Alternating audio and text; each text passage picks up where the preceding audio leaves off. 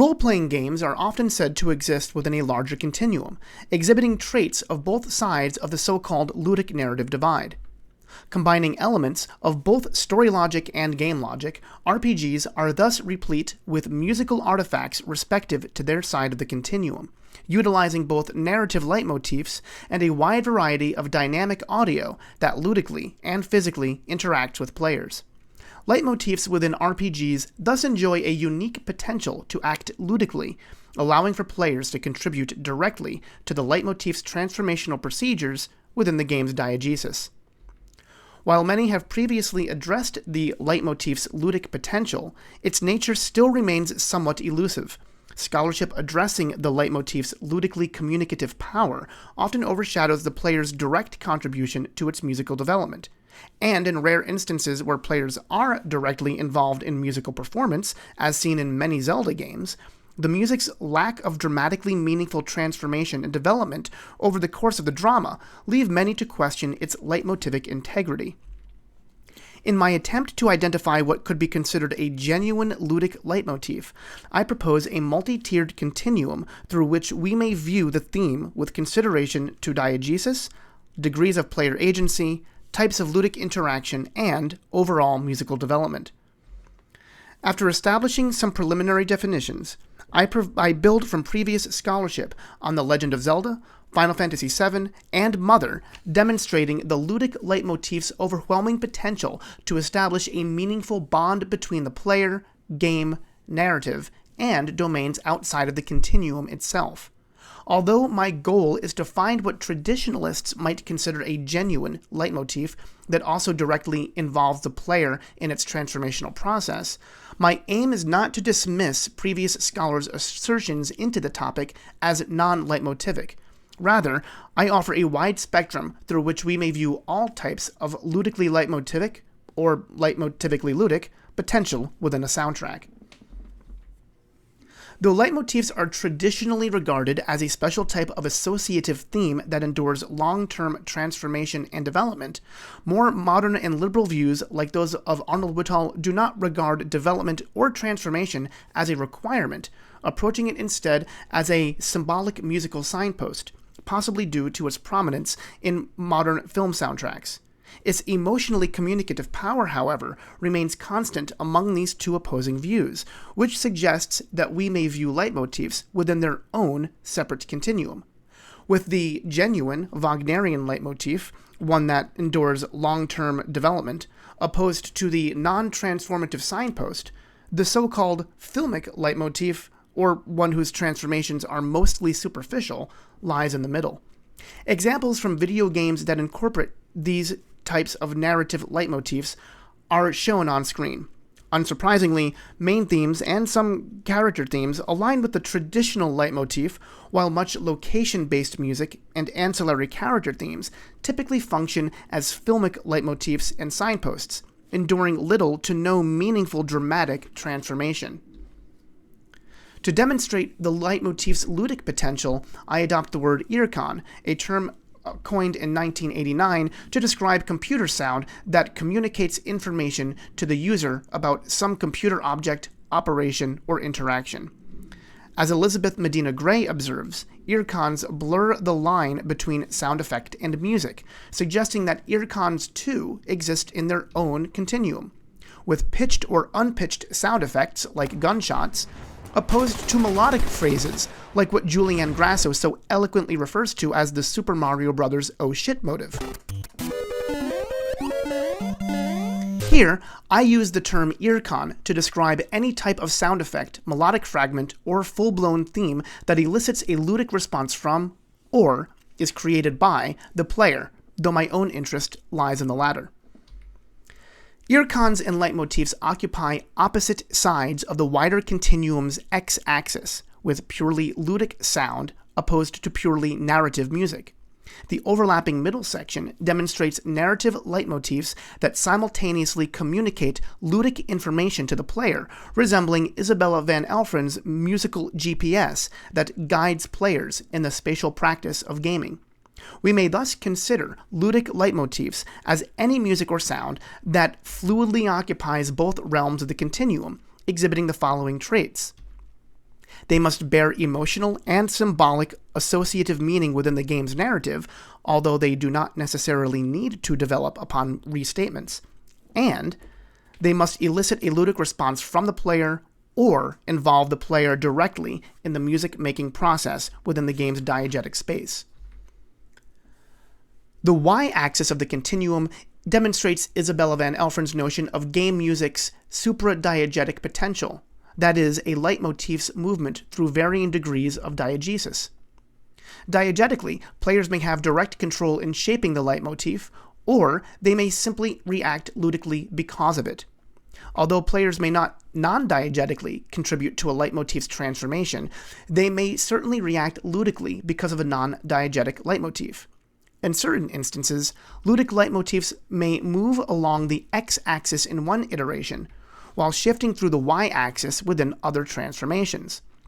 Moreover, through motivic development, timbral association, and topical transformation, different musical cues may interact within a larger leitmotivic network, which may provide interesting fodder for narrative and ludic analysis.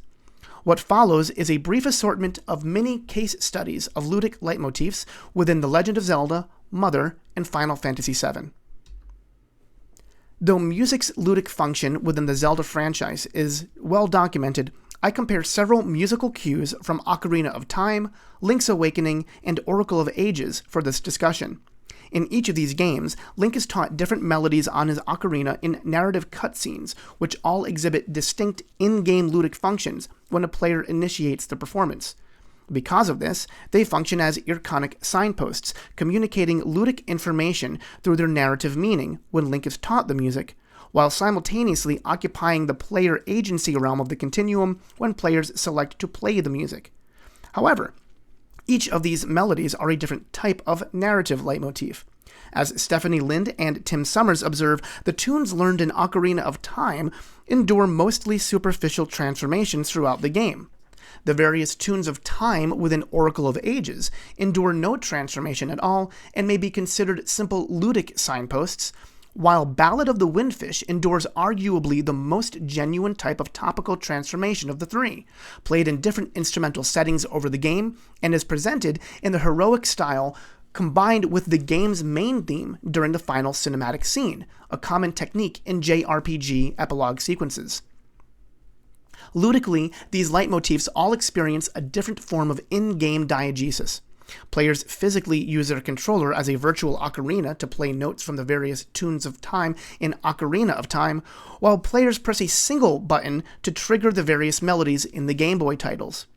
It should be noted that the entire melody is played by all instruments collected from the 8 dungeons to enter the Windfish's prison in Link's Awakening. It is also interesting to note that the various tunes in Oracle of Ages are only heard in the game's diegesis, unlike the others that exhibit both diegetic and extra-diegetic functions as background music. Link's Awakening is the first Game Boy title that utilized the 4-note melodic fragment to indicate that a dungeon room contains a hidden key. As it functions as Link's in-game compass, this earcon occupies both extra-diegetic and diegetic space. Melodically derived from the background music used for caves and the first dungeon, this is an earcon in its purest sense and occupies the bottom half of the continuum.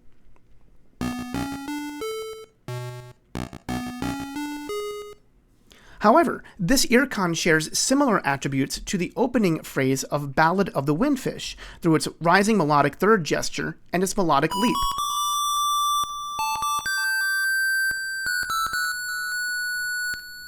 Simple and subtle as it may be, the earcon functions within a larger thematic family of cave music, and is further connected to the consequent phrase of Ballad of the Windfish, which acts as a playable leitmotif within the game, which itself is further combined with the main theme during the game's epilogue.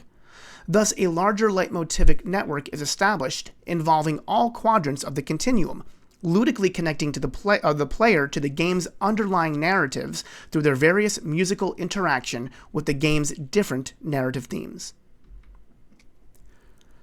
Although pure sound effect that elicits an immediate ludic reaction may not appear leitmotivic in a traditional sense, they may certainly endure various transformational procedures and may even function as single components of a larger thematic family. Such is the case surrounding Sephiroth's associative music in Final Fantasy VII. Players first discover that the villain is alive at Shinra headquarters upon their discovery of the president's murder. As players follow the path of blood to the deceased president, they hear Trail of Blood, which features a recurring heartbeat-like percussion sound.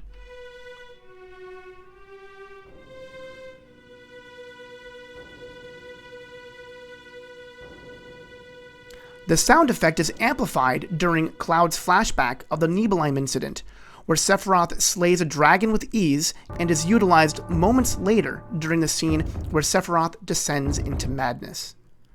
Once Sephiroth announces that he's searching for his mother, his theme, Those Chosen by the Planet, sounds for the first time as Cloud witnesses the incineration of his hometown.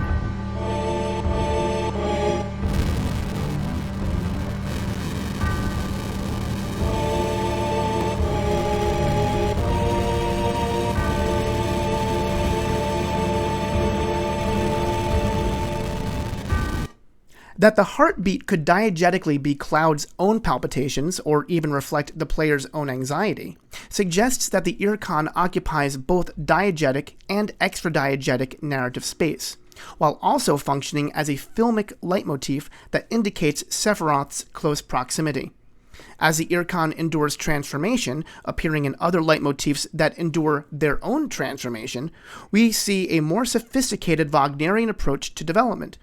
Its ludic function, however, is on display during the scene when players infiltrate the Shinra cargo ship departing from Junon.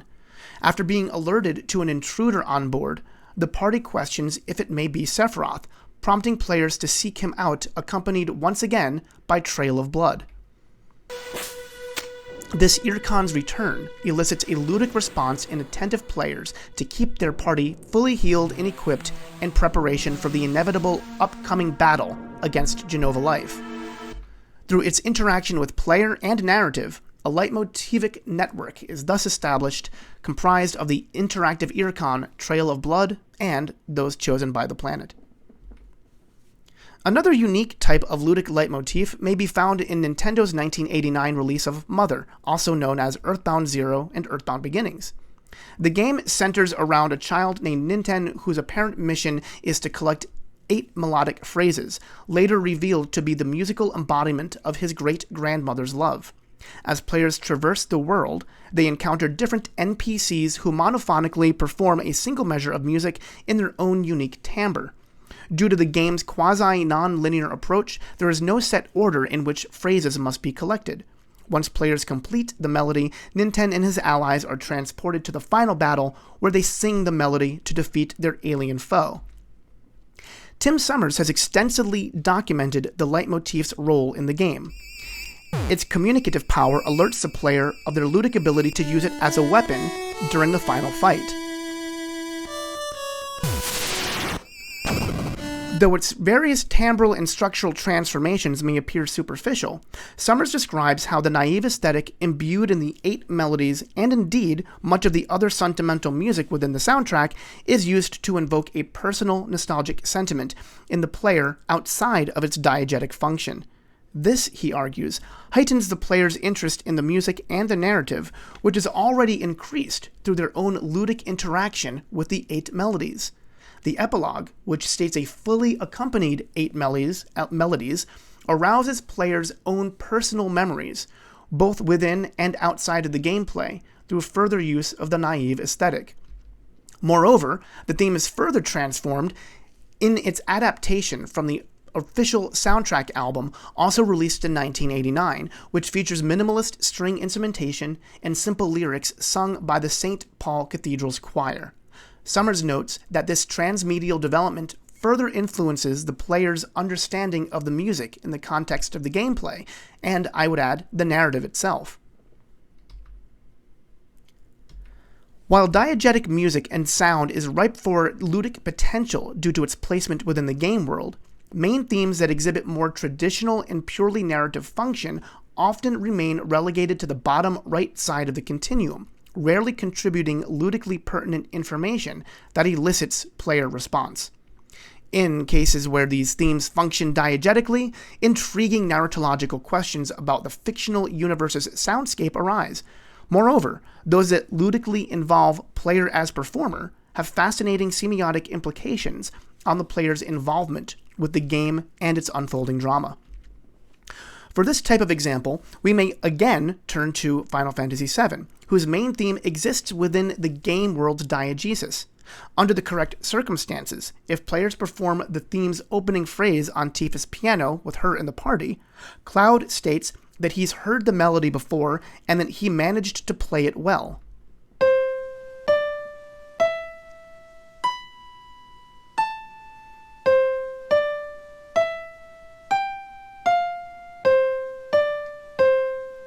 Tifa responds by saying that she owns the sheet music, where she discovers a lost letter from her former master that provides players with her final limit break. Nothing prompts the player to choose the game's main theme, though it may appear as an obvious choice. As players have heard multiple transformations by this point in the game, its narratively communicative power now bleeds into the realm of irconic signpost, signaling to the player its ludic significance. Its true narrative and ludic significance, however, lies within its ability to establish a semiotic connection between player, character, game, and narrative. As RPGs are said to exist within both sides of this ludic narrative divide, we may consider Final Fantasy VII's story to exist within the game as artifact, and separately as an independent tale in the purely abstract sense. Through the act of play, gamers thus share a ludic connection to the game and its story, while also sharing a psychological connection with the story as abstract narrative, one that lasts long after one physically plays the game. And while the story may exist independently from the game itself, the music is purely subordinate to the story for which it was written, as these themes cannot truly be severed from their narrative associations. Uematsu's main themes, which often represent the story's underlying narrative, are all that musically connect the narrative as a playable artifact and the narrative as an abstract artifact. By performing the musical manifestation of the game's abstract narrative, players thus physically experience what they could only otherwise experience on a purely abstract and psychological level. What then is the underlying narrative to Final Fantasy VII? To answer this question, we may examine the musical attributes of the main theme itself, which through a variety of timbre, harmony, and motive, seems to musically represent Cloud, Tifa, their complex history, and overall relationship. First, as I have suggested elsewhere, Cloud's own identity crisis is manifest through the various transformations of the Tarnhelm progression embedded within the main theme. The theme also shares a subtle one-measure motivic connection with Tifa's theme, which is used expressively in the game's cinematic epilogue to musically interrupt her own thematic statement with the main theme.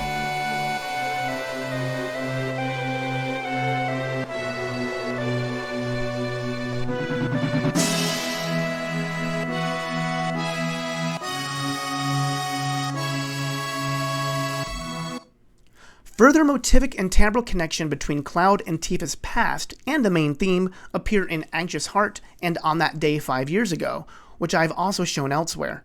Although the main theme appears in different contexts throughout the game, its connection to these two characters is quite apparent.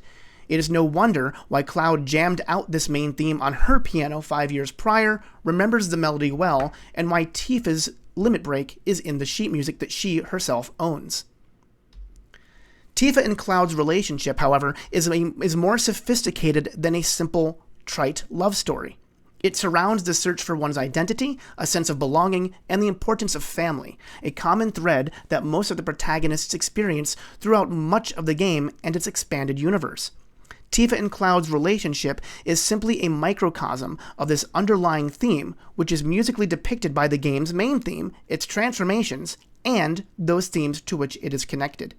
The player's ludic involvement in helping create the main theme through Cloud and Tifa's avatars establishes a unique bond between the player, characters, and the literary themes, which stays with players long after they complete the story.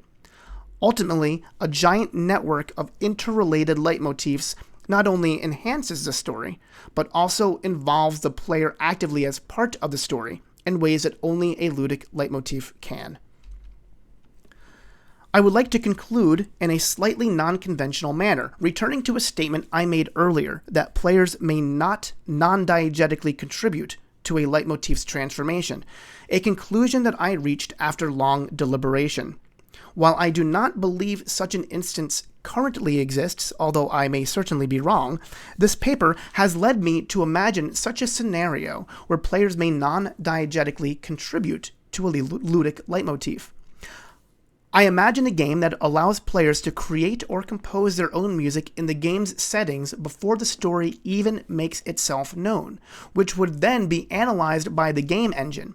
Here, the leitmotif would undergo various types of musical and ludic transformation based on predetermined settings, and would be saved for later use in the game. And if the engine could somehow branch the story's narrative differently based on the leitmotif's musical attributes, we could indeed witness an interactive drama that allows players to non-diegetically contribute to the leitmotif's musical qualities and the narrative and ludic function. Moreover, this would allow players to unwittingly shape the narrative itself. While I do not currently know of any games like this, with the way technology is rapidly improving, we may eventually witness a game where players exhibit enormous musical influence over the game's narrative and ludic diegesis. Thank you.